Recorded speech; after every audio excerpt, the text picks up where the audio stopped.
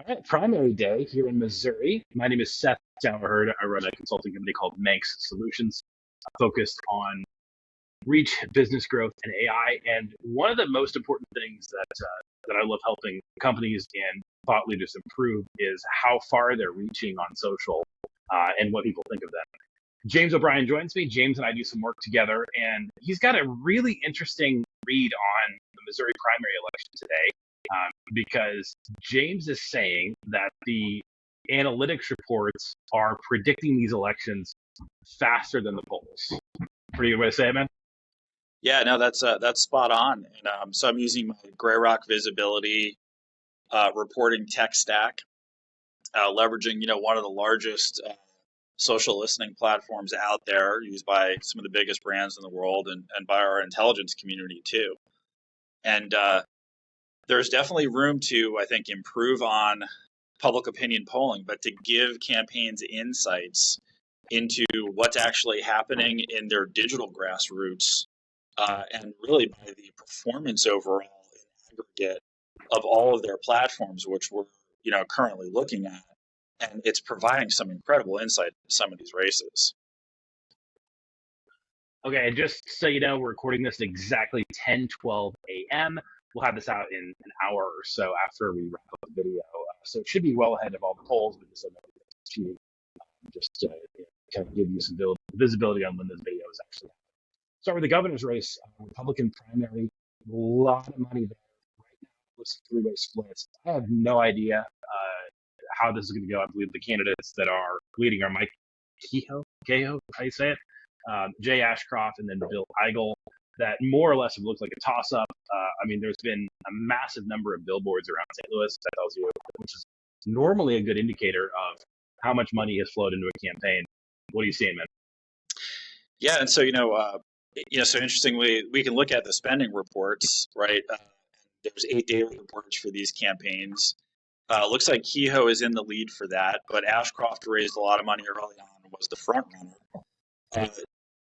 Eigel has absolutely surged and pointed out how he built capacity across Missouri, across his campaign, really leveraging the grassroots of Trump support, which are the new grassroots of the Republican Party. I think in this race, we're going to see how much the establishment Republican Party, who is supporting Kehoe, is changing over to the version of the party that isn't so much just about Trump support, but is that group of people who have been supporting Trump, who kind of make up the new Republican Party that has Eigel surging.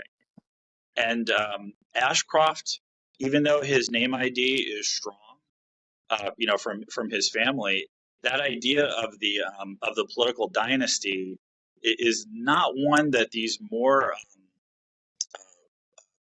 independent voters are independent thinking Republicans are really supporting. So I'm going to call that Eigel is going to win this race, and potentially by a decent 2 to 3 points over Kehoe. And I want to point out that their campaign has, which we haven't done any work on any one of those 3 campaigns. And I definitely would have said going into this that it was Ashcroft's race, even with knowing Kehoe was going to raise a lot of money. But when we look at the analytics reports, Ashcroft hasn't been as active in terms of digital grassroots, in terms of his social media posting and profiling, and I would say that Kehoe is a great candidate that fits that mold of being digital, of being up on video every day. And Eigel has taken the best advantage of all those channels, and I'll say especially email at the end, and just has done a great job of capturing the moment and what's been happening, to get that velocity for his campaign. As somebody who worked in media in Chicago when Obama was elected in 2008, and I remember studying the fact that Obama spent McCain 10-1 on Facebook in that election, and that being kind of an important minor story in that whole election cycle. It's amazing to me that we are more than 15 years past that election, and you still have political candidates that are like, social media, let's buy some more billboards, let's buy some more TV. It's a funny mentality to me that that's still where so much of the money goes. It is a great thing, by the way, if you're in commission sales in radio, TV, or outdoor. Like the fact that it's an election year means you're probably going to buy a new car because you're going to have this huge bonus. I don't know how much that's actually helping the candidate versus how much it's helping the TV ad sales.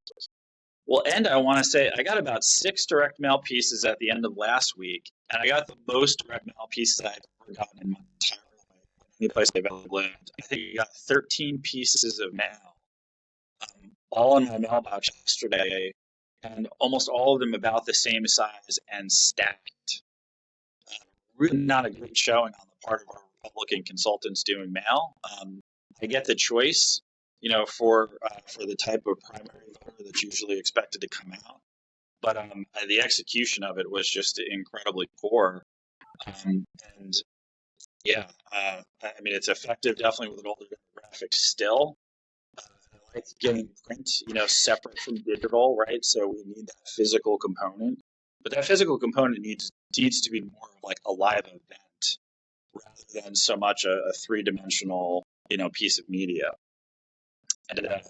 And yeah, and you're totally spot on. I mean, it's, this hatred of Trump that's constantly out there has also stopped trade media from reporting on the effectiveness of the trends that he has absolutely set.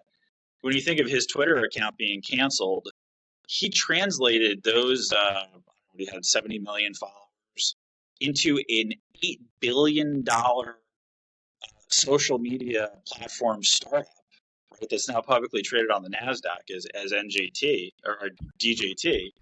And like, how are people not seeing this? That going direct to your audience and owning that data is the critical thing that every single politician, I don't care if you're running for school board and you have a list of 150 people, you need to have that list and that data on them.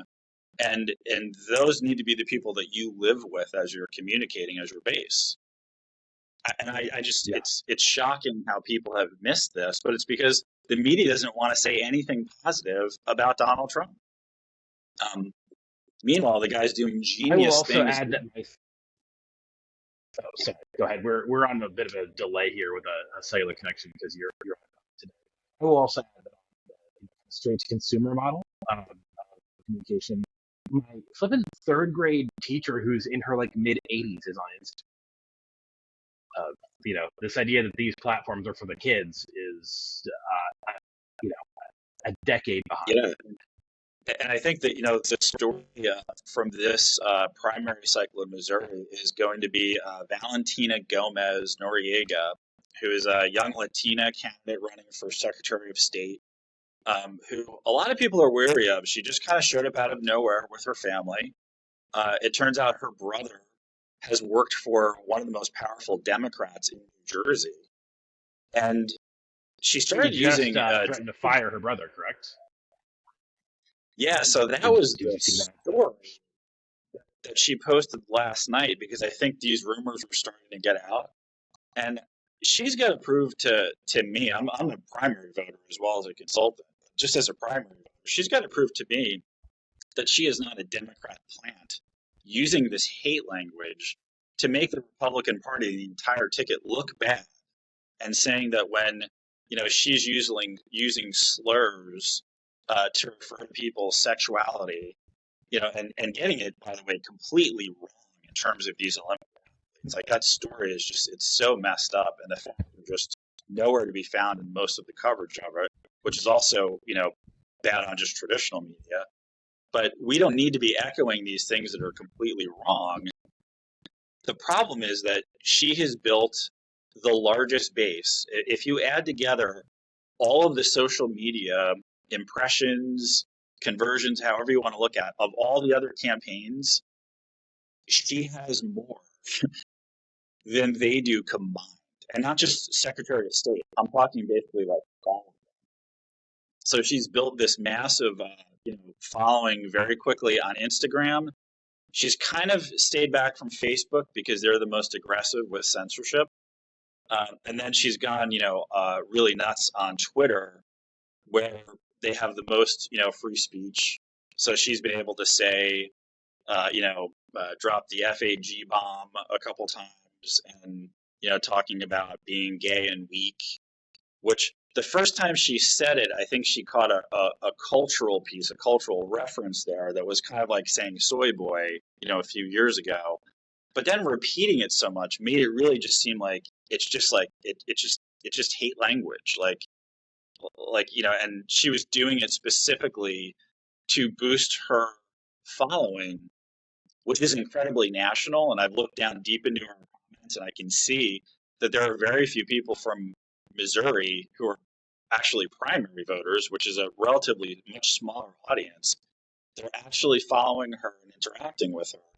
Though there definitely are some. And there's so many people running in that race for Secretary of State. That's the problem. And she also got, she's first on the ballot. So she got a couple of things that lined up there that are to her advantage with such a large social media following on Twitter and Instagram. But I've also wondered how she's not being censored more on some of these other platforms. There's a bit of a mystery there.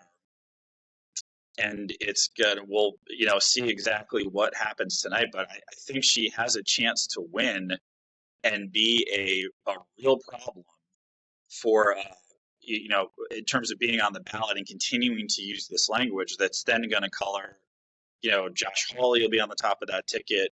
Uh, you know, whoever wins the governor's race is going to be on the top of that ticket. They're going to be having to deal with national news coverage of her, calling people fags and saying they're gay and weak constantly, while not really talking about the actual things that the Secretary of State does. So I'm calling that out as a big problem. Seen her address any of that. I also wonder how serious she is about this versus if she's running to get a book deal. One of the things that insiders don't know about book advances is normally you get about $1 a social media follower. So from her 4 or 5 month run here, when she gets collected, she'll probably get close to $250,000 in a book advance, which is where I'm guessing this is going, having been published. That somebody will just throw something out there. She's got people that are, she quit her job, I believe, at Purina this year. And I think that certainly some people run for the visibility for the future wealth, and that's something else that may be going on. That's a great point. Interestingly enough, too, watching the Cori Bush race unfold, and Wesley Bell, who has been trending up in analytics, and of course has one of the largest spends of traditional media of any primary campaign in the history of our country. I think it's up to $18 million. It's the second highest. And Cori Bush, for some reason, is advertising that, which I don't. So what? Like, okay, and is trying to point out that it's AIPAC, right? It's groups supporting the state of Israel, the Zionist groups and pro-Jewish groups that are giving him all this money and supporting him because of her position supporting Hamas and Hezbollah, in the guise of supporting the Palestinian people. And so a lot of folks have a problem with that.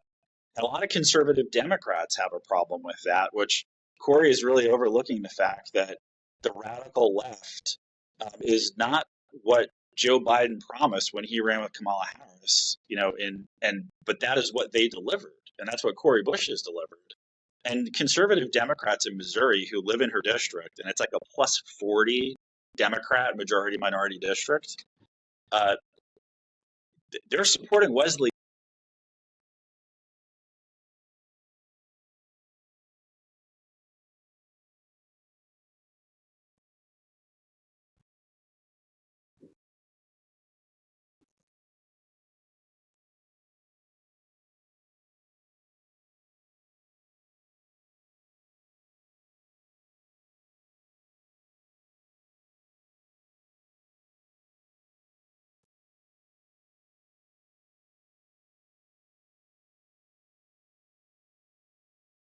Yeah.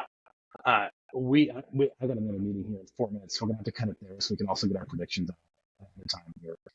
But just to recap, so you called it for Eigel because of the surge in numbers as we're monitoring social media, which sort of like baseball, the Cardinals were kind of surging right now, which tends to matter for the World Series. It's not just that you get hot; it's that you get hot in August and September. So you're calling that one, and then Gomez. Would you call it a toss up at this point? Even though she's like got these huge social media numbers, or do you think she's going to win?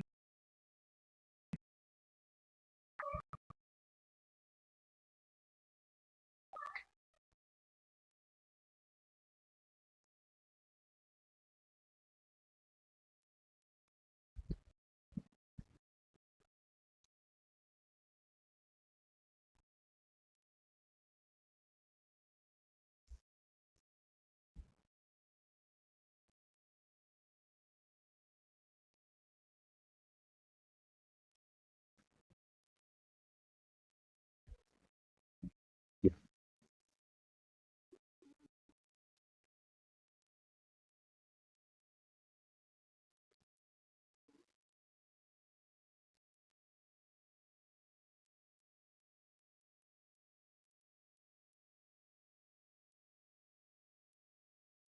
Which sorry, which race is that? I guess you clear those two.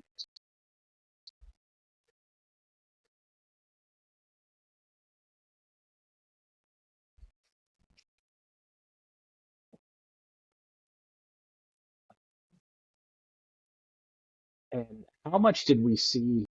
2 minutes. So let's hit it quick and get out. But how much did you see Wesley Bell surge in the house?